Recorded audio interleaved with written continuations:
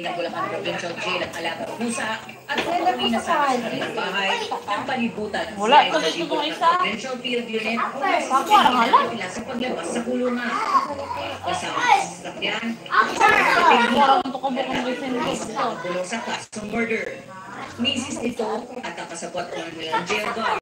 Arestado silang apat. Ay sa CIDG, ilan hinaman man ang mga suspect matapos pa-discovering madalas na nakakalasan ng mga detainee at nakakauwi sa kanilang bahay sa Rayron. Nakasama pa ang naturang jail. Mga preso kabalyeros o mga VIP umano sa loob ng kulong. Ano na dito? Ano dito?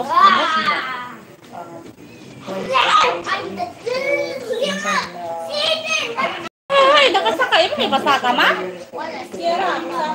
Hala, nakasaka na lagi ng mga puti. Isaka na lagi sa dana din, no? Oh, tanawa ka, lingkod-lingkod pa. Base sa record, dating miyembro ng SWAT Hawa mo na, ma. at may kasong pagpatay. Nao ka, ma. Gara, o, gara. Mga bala at ang ginagawa sa sasakyan. Okay lang. Ay sa CIDG, iniimbestigahan na nila kung saan pagkamanaan ng jail guard ang nag-detaining sa mga illegal na aktibidad sa labas ng kulungan. O, baba, mahulog ka. Sabi.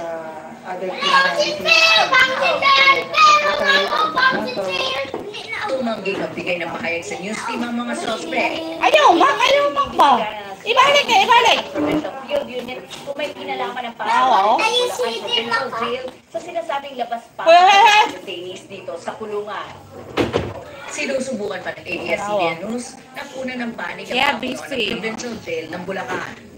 I'm here at my brother's house. Oh? Akis ko. Akis ka.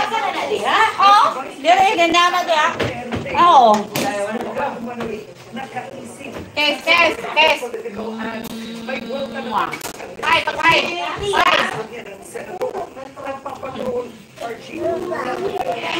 Mahulog ka na. Babysitter. Kes. Pag-hi dito, pag-hi. Say hi. Hi guys, say hi. Na-hi ba? Hi. Hello. Ako lang kiss me.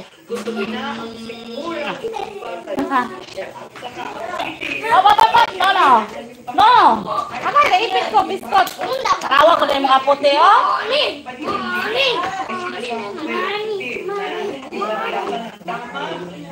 Sagittarius. Oh my God, no.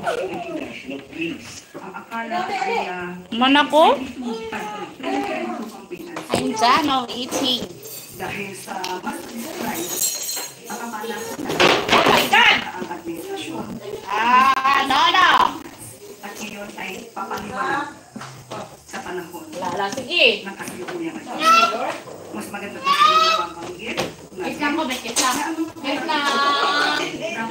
lang pa lang. Oh. Wait lang pa lang.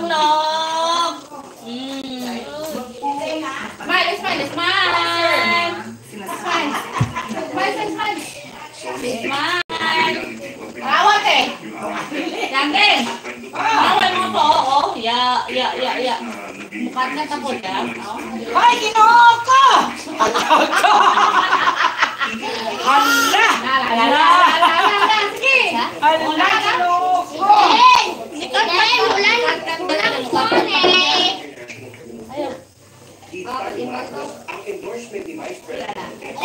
Okay, I'm busy with the kids. Ay, bugasan ito. Bugasin dito silang lababo, bugasin. Ano? Ka-process sa Gcash ba? Bayad ka sa ulitin. Ano naman? Iro.